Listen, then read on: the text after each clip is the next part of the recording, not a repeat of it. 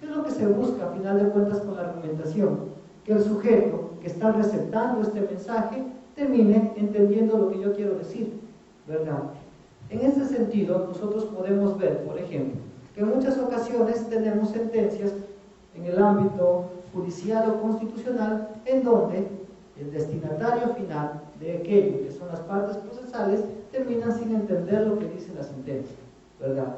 Entonces, podemos ver cómo allí no se ha construido este discurso racional. Esquemáticamente, Alexis va a asociar el discurso racional como la sumatoria de los siguientes elementos. Primero, un procedimiento, a lo cual se suman individuos que participan en dicho discurso, las exigencias o los requisitos de dicho procedimiento y también la particularidad dentro del proceso de decisión. ¿Qué estamos observando dentro de esta teoría argumentativa de Habermas? De la teoría precisamente del discurso racional. Estamos observando, miren, elementos normativos, elementos sociológicos, elementos valorativos y también estamos observando, como ustedes pueden observar, elementos argumentativos de manera general, propios de un caso concreto. Es decir, la suma de todas estas variables me genera un discurso racional que va a ser precisamente valorado y aceptado por parte de los receptores de nuestras actuaciones. Siguiente. Frente a aquello, Alexis va a establecer dos mecanismos para lograr una justificación argumentativa. ¿Cuáles son estos dos mecanismos? La justificación interna y la justificación externa. A través de la justificación interna, Alexis nos dice que se pueden manejar premisas. ¿Cómo están dadas esas premisas? A través, primero, de premisas normativas, es decir, a través de reglas del derecho positivo. Luego, tenemos premisas empíricas o fácticas. Vamos a ver cómo los elementos fácticos influyen precisamente en nuestra decisión final. Y al final sacamos una conclusión que es la argumentación jurídica. Dentro de esta realidad, ¿con qué nosotros podemos encontrarnos? Miren, la justificación interna está dada a través de un sistema de premisas lógicas, ¿verdad? Premisa mayor, premisa menor y conclusión final.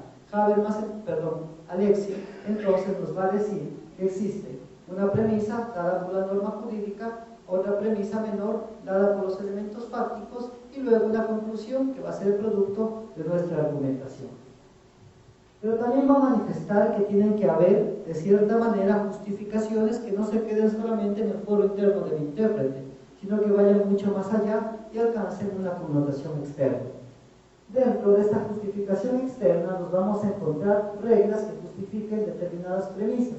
Y aquí va a ser su actuación, la interpretación, la argumentación doctrinaria o dogmática, el uso de precedentes, la práctica general, la argumentación empírica y las formas especiales de argumentos jurídicos. ¿Qué es lo que nos quiere decir con aquello Alexis? Nos dice, miren, si yo quiero tener una argumentación de cierta manera, desde una perspectiva, de una justificación interna, basa un criterio simplemente lógico o simplemente a través del establecimiento de premisas, mayor, menor y conclusión final. Pero si yo necesito realizar una justificación externa, no voy a quedarme solamente con este criterio lógico, sino tendré que ir a buscar otros elementos que solidifiquen o consoliden mi argumentación. Vamos al ejemplo pragmático. Miren, si yo quiero justificar, por ejemplo, una determinada actuación, una determinada conducta de mi parte, pues simplemente lo voy a hacer a través de ¿qué? De una justificación interna, ¿verdad? Si el día de hoy, por ejemplo, yo dentro de mi despacho particular, como un ejemplo, no quiero ir a trabajar, ¿verdad? ¿Qué tipo de justificación puedo hacerlo? Una justificación interna, porque yo soy mi empleador. Entonces hago precisamente un sistema de premisas para justificar esta actuación interna.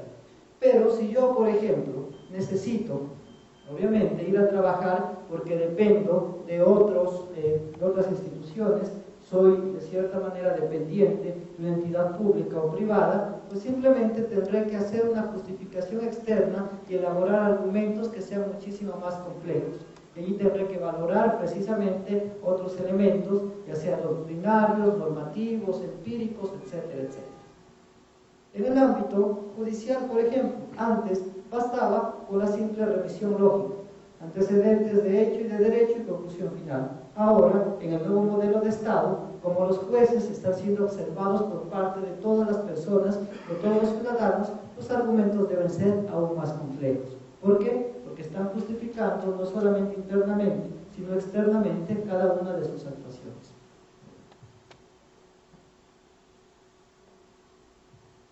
El otro gran referente dentro de la teoría de la argumentación jurídica es el español Manuel Atienza. ¿Qué nos dice Manuel Atienza respecto a la teoría de la argumentación jurídica? Nos habla de que la teoría de la interpretación jurídica debe partir de elementos formales, materiales y también pragmáticos. Señala que esta teoría de la argumentación jurídica es el estudio teórico de los argumentos que se presentan en el mundo del derecho, es decir, las razones que justifiquen un determinado enunciado. Tenemos, por lo tanto, un objeto. ¿Cuál es el objeto de la teoría de la argumentación jurídica? La argumentación. ¿Y cuál es el producto de esta teoría de la argumentación jurídica? Obtener razones a favor o en contra de determinadas circunstancias. De igual manera, el ámbito de aplicación de esta teoría de la argumentación jurídica, según Manuel Atienza, será la producción de normas, la aplicación de normas y también la elaboración de doctrina en un momento determinado. Finalmente, nos va a hablar de cuáles son estas funciones que tiene la teoría de la argumentación jurídica.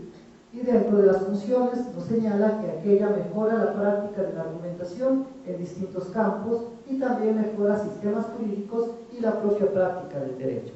Como les manifestaba, para Atienza, la teoría de la argumentación es dar razones a favor o en contra de determinados actos o determinadas conductas.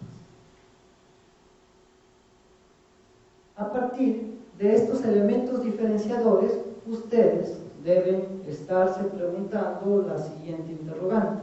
Pero bueno, entonces, dentro de una determinada actuación, dentro de un determinado proceso, dentro de una determinada sentencia, dentro de un determinado acto, ¿no es cierto?, nosotros generamos una cadena de argumentos. Estamos argumentando permanentemente determinadas situaciones. Pero esos argumentos, o más bien todos esos argumentos, ¿son valederos para llegar a una conclusión final? No, ¿verdad? No siempre. En muchas ocasiones nosotros tenemos argumentos que no tienen una fuerza gravitacional respecto a la decisión final que nosotros tenemos.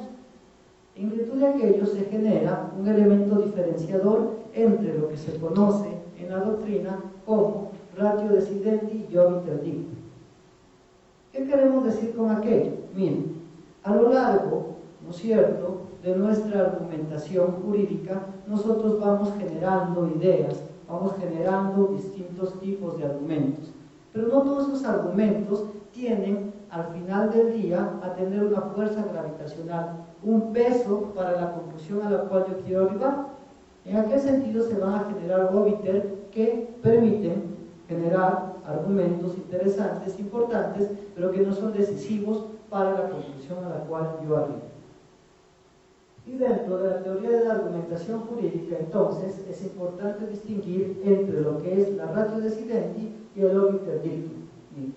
El derecho jurisprudencial menciona la teoría, al ser redactado en extensos párrafos y argumentos, hace difícil que se extraiga la subregla específica de una determinada corte o de un determinado tribunal. Por lo tanto, una sentencia de precedente se compone a su vez de tres elementos centrales: obiter, ratio decidendi y decisión final. Y en virtud de aquello podemos observar cómo cada uno de estos elementos va a ser diferenciado dentro de una sentencia, dentro de una resolución o dentro de un acto administrativo. ¿En qué consiste el obiter dictum? El obiter dictum es la parte emotiva de la sentencia sin trascendencia para la decisión final. En cambio, la ratio decidendi, o las razones para la decisión, constituyen la base de la decisión judicial específica, constituyen las subreglas jurisprudenciales, hablando de derecho constitucional específicamente. Y finalmente, la decisión constituye la parte resolutiva, la conclusión final a la cual se llega mediante una sentencia. Tratemos de esquematizar esta diferenciación entre los elementos que conforman una correcta argumentación jurídica en el ámbito constitucional.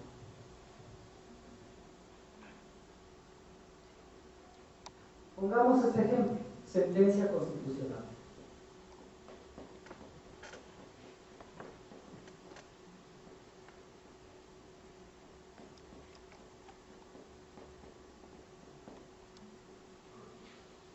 Miren, este universo que se llama sentencia constitucional, a su vez, puede estar elaborado o está elaborado a través de una cadena de argumentos, ¿no es cierto? A través de una cadena de criterios lógicos, a través de una serie de herramientas o variables que el intérprete ha ido articulándolas dentro de su decisión. Todo esto, entonces, está elaborado a través de ¿qué? De una cadena de argumentos. Unos correctos, otros incorrectos, unos falaces, unos sólidos, pero existe una cadena permanente de argumentos. Pero estos argumentos, a su vez, tienden a tener elementos diferenciadores. ¿Cuáles son los elementos diferenciadores de estos argumentos? En primer lugar, los denominados óbitos.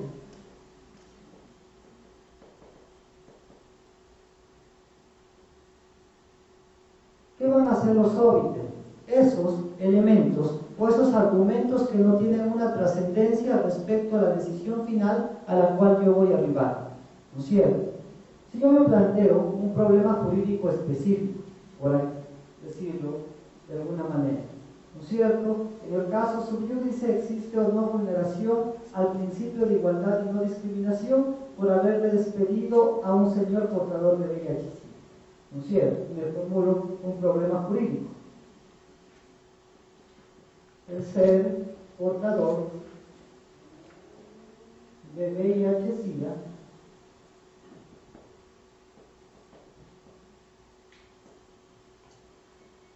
puede constituirse en una causal para el despido, por ejemplo.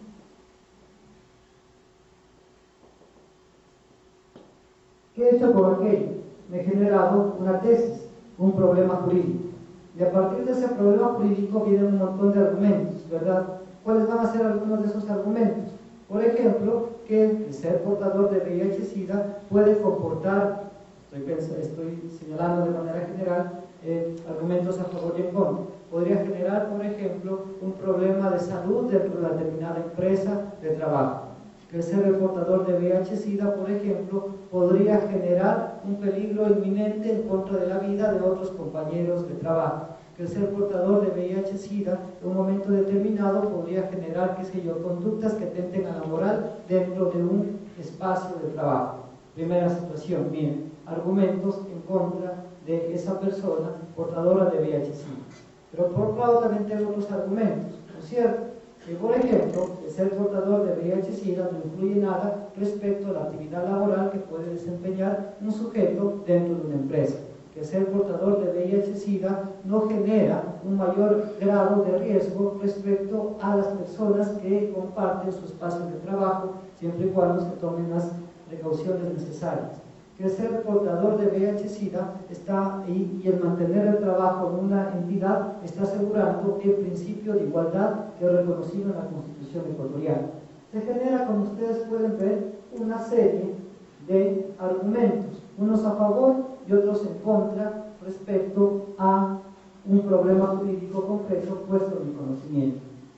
Respecto a este conjunto de argumentos, estas posiciones que van a presentar cada una de las partes procesales, se genera una serie o una cadena de óbitos. Miren, he empezado a lanzar una serie de óbitos que no tienen fuerza gravitacional o trascendencia para la solución de este problema. Pero ¿qué sucede en un momento determinado? Yo tengo que observar que el objeto de plantear precisamente este problema jurídico es saber si aquello comporta o no comporta la vulneración de un derecho constitucional como es el derecho a la igualdad y no discriminación. Y en virtud de aquello voy a empezar a generar ratio decidentes o razones para mi decisión final.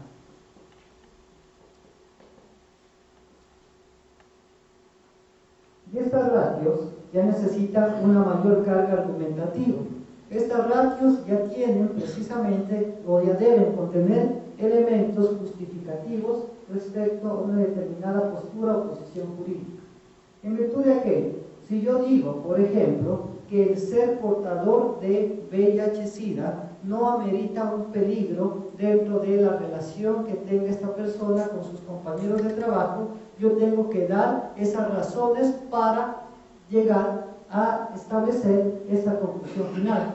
y voy a generar una ratio, ¿verdad? ¿Cuál va a ser esa ratio? Pues precisamente que una persona, por el hecho de ser portador de VIH-Sida, de cierta manera o de manera directa, no puede contagiar a sus compañeros, siempre y cuando se tomen determinadas medidas de seguridad que precisamente eviten aquel contagio. Si es que tengo, por ejemplo, una situación que dentro de esta actividad laboral, por ejemplo, no están inmersas actividades físicas, sino actividades intelectuales, por ejemplo, ¿cómo puede influir aquello dentro de un ámbito laboral? Entonces, miren, genera una razón de la decisión, una ratio decidente. Voy a decir, por ejemplo, el trabajador Juan Pérez, ¿no es cierto?, que es portador de VIH-Sida, realiza una tarea que es eminentemente intelectual.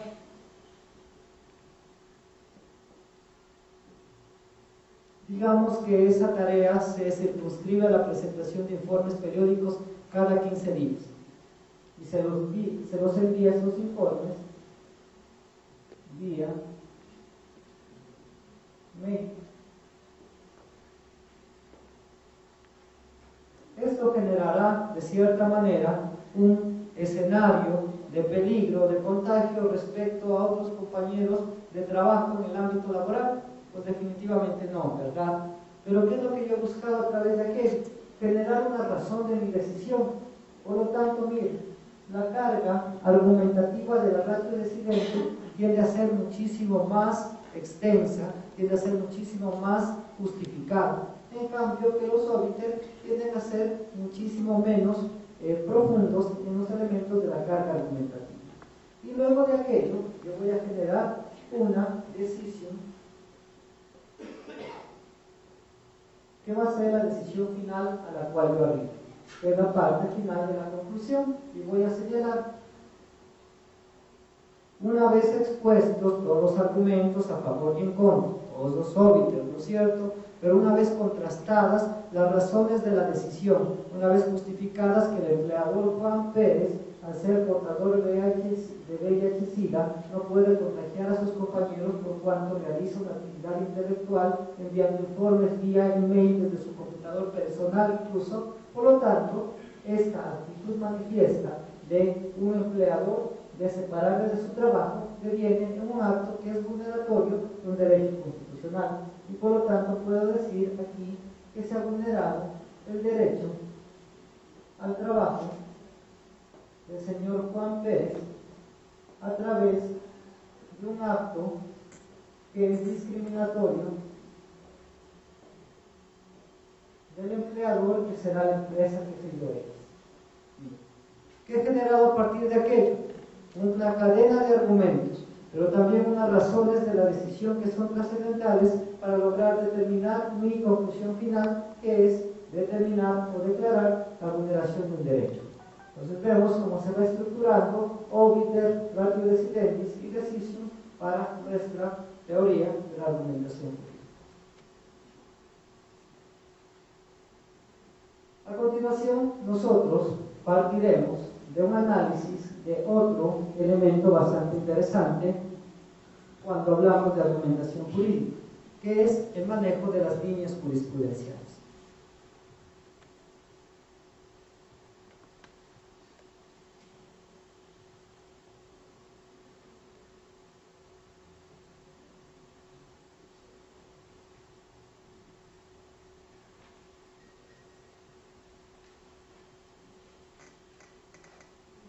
Como mencionábamos en un inicio, la argumentación jurídica abarca un campo de acción bastante amplio.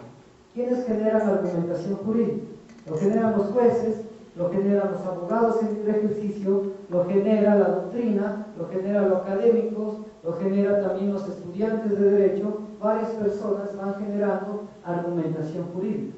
Pero miren, nosotros, de cierta manera, podemos observar cómo estos argumentos se ven al final del día plasmados en un determinado instrumento jurídico, ¿verdad?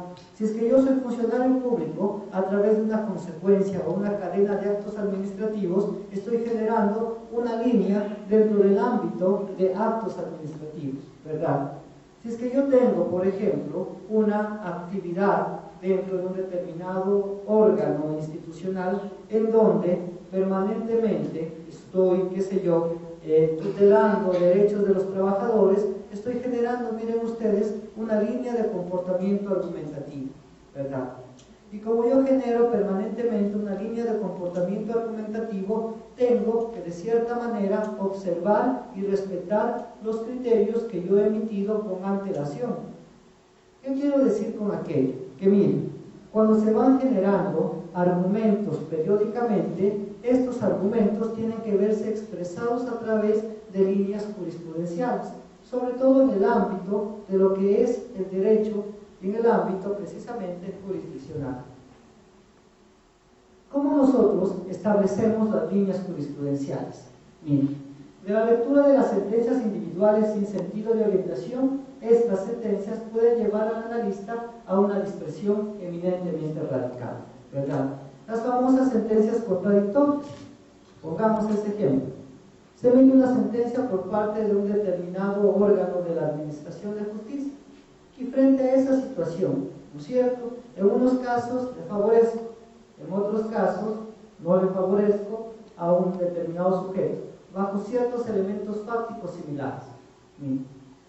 Recuerdo mucho una conversatorios que teníamos en algún momento con Ramiro Ávila, y cuando Ramiro Ávila se refería precisamente a una anécdota que le habían comentado un juez dentro de su ejercicio profesional. Todos nosotros sabemos, ¿no es cierto?, la calidad de académico de Ramiro Ávila Santamaría. Pero Ramiro, de manera anecdótica, comentaba lo siguiente. Decía, miren, yo había seguido estudiando la línea jurisprudencial de un determinado tribunal penal aquí en el Ecuador. Y llegó un momento en el cual le tocó precisamente a esta persona defender a un cliente. Y él le había dicho al cliente, miren, como yo le venía siguiendo la línea jurisprudencial de este tribunal penal, yo estoy seguro que a usted le van a poner 6 años de reclusión, por ejemplo. ¿Qué sucede en un momento determinado? Llega y se emite la sentencia, y no le dan 6, le dan 8, por ejemplo. Y claro, le llama la sorpresa a Ramiro, y Ramiro nos cuenta de manera bastante anecdótica, va y manifiesta, y le va a preguntar a los jueces del tribunal, miren, ¿por qué esta vez pusieron 8? Si ustedes, a través de su línea jurisprudencial, a través de sus años como jueces, siempre estaban acostumbrados a poner 6. ¿Y cuál fue la respuesta que recibió Ramiro, de manera anecdótica, les menciono aquello, por parte de ese tribunal? El tribunal le dijo, para variar. Para variar un poco, pues cambió su línea jurisprudencial. Esto no puede hacerse. Y precisamente para que no se produzcan estos elementos discrecionales es que se establecen líneas jurisprudenciales expresadas a través de jurisprudencia. Pero nosotros debemos saber diferenciar cuál es la jurisprudencia que nos vincula y nos obliga y cuál es la otra jurisprudencia que es eminentemente declarativa. En muchas ocasiones, nosotros tomamos, por ejemplo, una resolución de la Corte Constitucional, ¿verdad?, como abogados en libre ejercicio, y le decimos, mire, señor juez, en nuestras audiencias, vamos a una acción de protección, y le decimos, señor juez de garantías constitucionales, usted que está conociendo acción de protección, debe observar y cumplir obligatoriamente lo que dice la sentencia, qué sé yo, 1116-11B de la Corte Constitucional Ecuatoriana, porque es una jurisprudencia obligatoria y usted no puede alejarse de lo que dice esta sentencia, ¿verdad? Ha pasado en más de una audiencia de acción de protección, ha sucedido esta situación. Pero ¿qué sucede? Que en la misma audiencia, miren ustedes, viene la contraparte y le toca intervenir y le saca otra jurisprudencia de la propia Corte Constitucional Ecuatoriana y le dice, pero mire, frente a lo que usted dice, existe otra sentencia de la propia Corte o los propios jueces en donde me dice el efecto inmediatamente contrario. ¿Qué hago yo como juez? Me quedo con una duda interpretativa al respecto. ¿Pero qué sucede? que en muchas ocasiones se confunde lo que es la jurisprudencia indicativa de lo que es la jurisprudencia obligatoria. Y vamos a señalar estos elementos diferenciadores.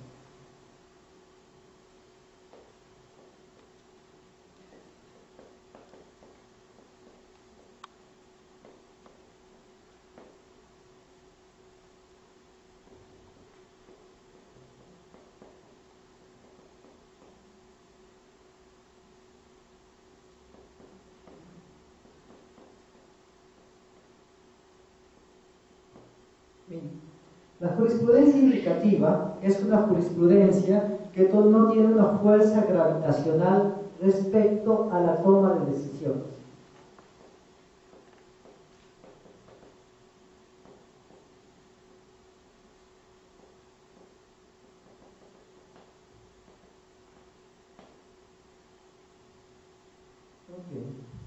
Se emite una sentencia, por ejemplo, de un juez, qué sé yo, de lo penal del cantón Marcelino Maridueña en el Ecuador, ¿verdad? Pero miren, llega un momento determinado en el cual llega otro caso en otro cantón del país y, qué sé yo, en el cantón Salcedo, en el Ecuador. Y yo voy como profesional del derecho, como abogado, y le digo, mire, usted, señor juez, debe resolver de manera análoga o de manera similar a como resolvió el juez del cantón Marcelino Maridueña. ¿Eso es una jurisprudencia obligatoria? No, ¿no es cierto? ¿De qué se trata? Una jurisprudencia indicativa. Yo le puedo decir, mire, señor juez, yo le indico determinadas actuaciones por parte de un órgano jurisdiccional, pero yo no le puedo obligar a que tome como elemento de gravital importancia o de relevancia esa jurisprudencia para que emita una decisión final. Por lo tanto, la jurisprudencia indicativa no tiene fuerza gravitacional. La jurisprudencia indicativa, de igual manera, se lo usa para desarrollar lo que se denomina en la doctrina como referente conceptual común.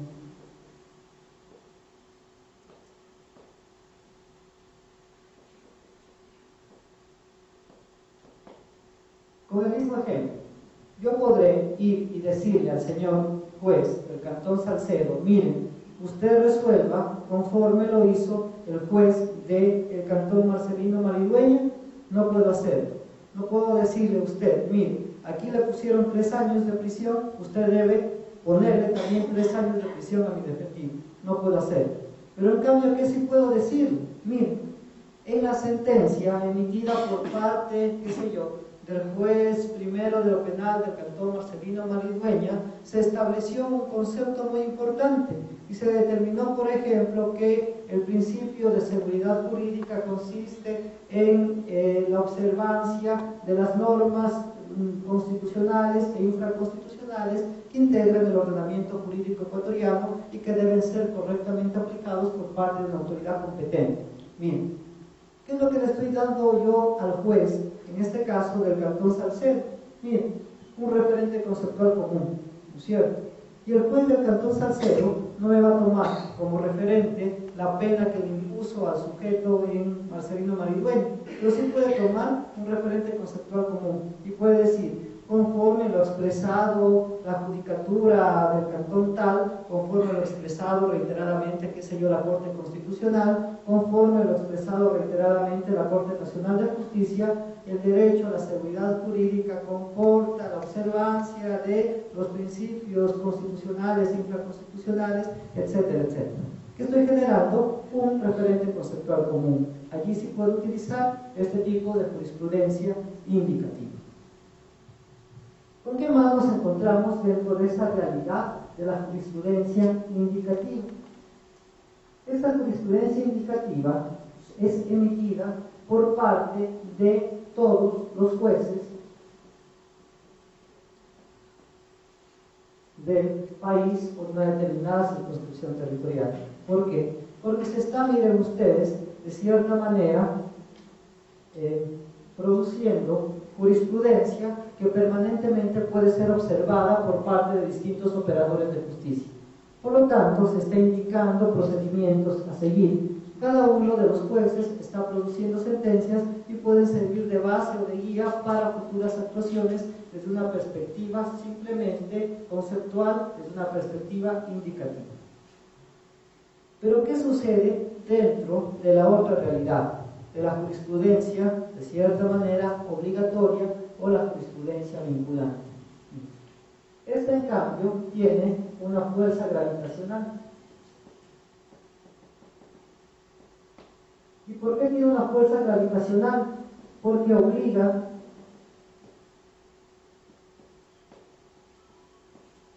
a todos los actores, porque obliga a todos los operadores de justicia cuando se estén resolviendo situaciones jurídicas en donde se presenten realidades análogas. Entonces nos encontramos que aquí existe una fuerza gravitacional. Todos están obligados a cumplir una disposición o una sentencia que tenga este carácter de jurisprudencia obligatoria. En el ámbito del referente conceptual común, miren, la jurisprudencia obligatoria nos permite tomar elementos del referente conceptual común, por supuesto, pero adicionalmente aquello que es lo que se hace. En la jurisprudencia obligatoria se van creando subreglas jurídicas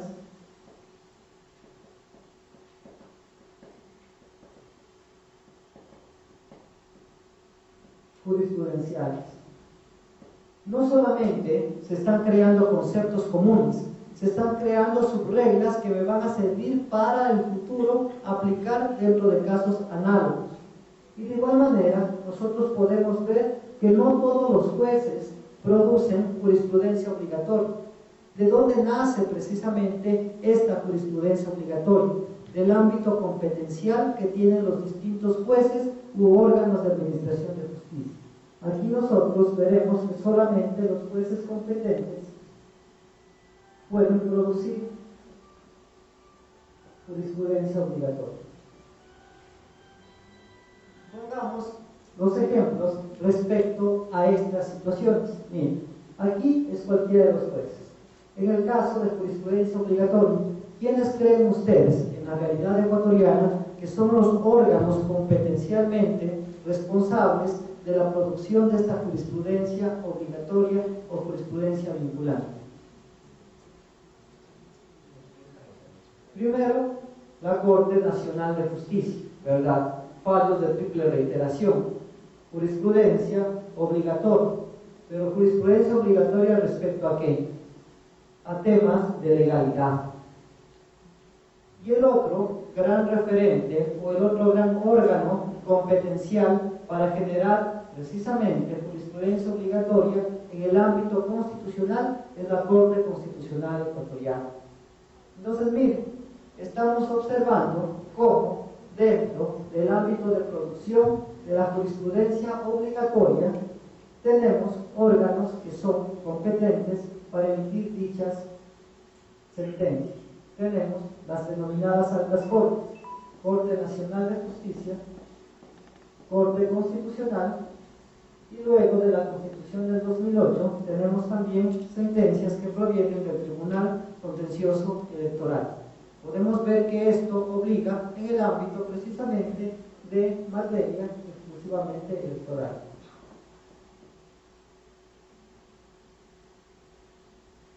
Pero las sentencias que emiten estos órganos, estas instituciones del derecho, a su vez, ¿son todas obligatorias o también pueden partir de elementos de jurisprudencia indicativa? Bien. Las sentencias que emiten estos órganos, estas altas cortes, también tienen una diferenciación y algunas de ellas son jurisprudencia eminentemente indicativa. Entonces, miren, aquí, a más de los jueces, también las altas cortes emiten este tipo de jurisprudencia. Pongamos un ejemplo en el caso práctico, ¿no es cierto?, de la Corte Constitucional Ecuatoriana, por ejemplo. Miren, la Corte Constitucional Ecuatoriana emite jurisprudencia obligatoria, por supuesto, precedente constitucional obligatorio, o si no, observemos el caso Indular. ¿Qué se hizo en el caso Indular? Se creó subreglas jurisprudenciales que obligan a todos los jueces de garantías jurisdiccionales. Entonces, se generan estas subreglas jurídicas. Pero estas subreglas jurídicas están direccionadas a jueces de Corte Nacional de Justicia, están direccionadas al juez de tránsito, están direccionadas hacia el juez de la niñez o adolescencia o al juez tributario. No, debido a la configuración que tiene esta alta corte, esta jurisprudencia obligatoria está direccionada hacia los jueces de garantías jurisdiccionales. Es por eso que si ustedes leen la sentencia de precedente constitucional obligatorio, que por cierto es la única sentencia que tiene la Corte Constitucional del Ecuador, en la subregla número 3 van a encontrar lo siguiente. Miren, van a decir que los jueces constitucionales, los jueces de manera general, cuando conocen garantías jurisdiccionales, se convierten en jueces constitucionales, y va a señalar que el órgano encargado del conocimiento y sanción a dichos funcionarios, a dichos jueces, cuando se encuentran ejerciendo esta potestad jurisdiccional en materia constitucional, es la Corte Constitucional del Ecuador. Bien. Ustedes dirán, pero si son jueces, el órgano administrativo es el Consejo de la Judicatura, ¿verdad? Pero ¿qué sucede? Miren, diferenciación de escenario legal y escenario constitucional. Vía jurisprudencia, vía subregla jurídica contenida en el precedente constitucional obligatorio, la Corte Constitucional dijo que es el único órgano competente para juzgar y sancionar precisamente, en este caso, acciones o omisiones de los jueces que dilaten o que no conozcan acciones de garantías jurisdiccionales. Que se genera a partir de aquello una subregla jurídica propia de esa naturaleza. Dentro del mismo caso de la jurisprudencia obligatoria, pero esta vez en materia de legalidad, ¿con qué nos encontramos? Los fallos de triple reiteración dentro del ámbito de Corte Nacional de Justicia. Pues miren ustedes, a partir de aquello nos encontramos con estas disposiciones en normas jurídicas que se expresan a través de la jurisprudencia. ¿Qué es lo que se hace a través de esos fallos de triple reiteración? Se crea norma jurídica, miren ustedes. Y a través de la creación de norma jurídica, con esos fallos de triple reiteración, se genera un efecto obligatorio respecto a los demás jueces que conozcan esa materia determinada. Entonces, nosotros nos formulamos la siguiente interrogante. ¿Los fallos de triple reiteración obligan a la Corte Constitucional Ecuatoriana, por ejemplo? No. ¿Por qué? Porque se trata de una materia que es propia de cuestiones de legalidad y no de constitucionalidad. La diferenciación, miren ustedes, respecto a la jurisprudencia de altas cortes en estos dos sitios. Luego, Tribunal Contencioso Electoral, pongamos el mismo ejemplo, y otro tema que generó bastante polémica al respecto. Nosotros sabemos que el Tribunal Contencioso Electoral es el máximo órgano dentro de la Administración de Justicia Electoral en el país, ¿verdad? Y se parte de una premisa. ¿Cuál es esa premisa? Que efectivamente durante procesos electorales no se puede para nada inmiscuirse dentro de los mismos ni entorpecer procesos eleccionarios. ¿Qué sucede en un momento determinado? Les pongo un caso que se llevó a efecto en la Corte Constitucional Ecuatoriana. Se plantea una acción extraordinaria de protección en contra de una sentencia o decisión del Tribunal Contencioso Electoral. ¿Qué sucede frente a aquello? El Tribunal Contencioso Electoral manifestó lo siguiente, dijo: ustedes, señores de la Corte Constitucional, no pueden, bajo ningún concepto, entrar a conocer una sentencia emitida por parte del órgano de justicia en materia electoral. Y por lo tanto manifestaba que no era posible que se admita a trámite una acción extraordinaria de protección en contra de una sentencia del Tribunal Contencioso Electoral. Y frente a aquello tenía una disposición consagrada en la propia ley orgánica. El legislador dijo que la acción extraordinaria de protección no podrá presentarse frente a decisiones del Tribunal Contencioso Electoral. Pero ¿qué sucede respecto a esta diferenciación de la jurisprudencia obligatoria? La Corte Constitucional le dijo, efectivamente, usted puede tener esta disposición normativa, pero esa disposición normativa le obliga a sus dependientes en el ámbito de la justicia electoral. A nosotros, como Corte Constitucional del Ecuador, esa jurisprudencia que usted emitió no nos obliga. ¿Por qué? Porque simplemente nosotros pertenecemos a otro escenario que está dado a través de la justicia constitucional. y absolutamente nada puede estar exento de un análisis y de un control de constitucionalidad. Se generó un choque, miren ustedes, entre dos altas cortes del país. ¿Cómo se terminó de resolver este problema? Se terminó de resolver manifestando la Corte Constitucional Ecuatoriana que, dada la naturaleza de este tipo de jurisprudencia, la Corte no es que va a entrar a analizar temas políticos, ni tampoco cuestiones electorales. Lo que va a entrar a analizar la Corte es vulneración del debido proceso o, a su vez, vulneración de derechos constitucionales, lo cual se circunscribe dentro de la naturaleza competencial de la Corte Constitucional del Ecuador y dentro de la línea jurisprudencial que ha marcado este organismo. Y por lo tanto, admitió a trámite, miren ustedes, vía acción extraordinaria de protección, una decisión del Tribunal Contencioso Electoral en el país. 5 minutos y termino con esto para que no quede la idea en el aire. ¿Con qué más nos encontramos frente a esa realidad? Miren, pero no todas las sentencias emitidas por parte de estas altas cortes son sentencias obligatorias. Y aquí viene un grave problema en el ámbito pragmático. Como les menciono, en muchas ocasiones sale una sentencia de acción extraordinaria de protección. Y esa sentencia de acción extraordinaria de protección es invocada por parte de profesionales del derecho y le dicen al juez de ese cantón, Marcelino Maridueña, Salcedo, Joya de los Áchilas, etcétera, etcétera: miren, esta es una decisión obligatoria de la Corte Constitucional y usted tiene que hacer lo que se dice en esta sentencia. Miren, no toda la jurisprudencia emitida por parte de estas altas cortes es obligatoria, al igual que no todas las sentencias que se emiten por parte de las salas, las diferentes salas de la Corte Nacional de Justicia son obligatorias, tampoco todas las sentencias que se emiten por parte de la Corte Constitucional son obligatorias. Ejemplo, acción extraordinaria de protección.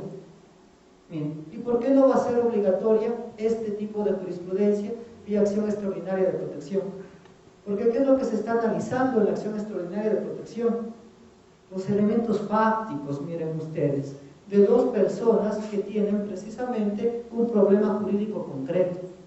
Y como se está analizando esta naturaleza de los elementos fácticos, es que no se da este carácter de jurisprudencia obligatoria ni vinculante. ¿Cómo me puede servir? Como una jurisprudencia indicativa. Me puede indicar, miren ustedes, cuál fue el procedimiento que tomó la Corte para resolver un problema. Y tal vez le puede servir a ese juez de Marcelino Maridueña, de Joya de los Áchilas o de Salcedo para resolver el conflicto. Servir de guía, pero no puede obligarle esta jurisprudencia. Entonces, miren, desmitificamos algo bastante, un problema bastante evidenciado en nuestra realidad. Se piensa que todas las sentencias emitidas por la Corte Constitucional son obligatorias. No es así. Existen jurisprudencia en control abstracto de constitucionalidad que por su efecto sí son obligatorias.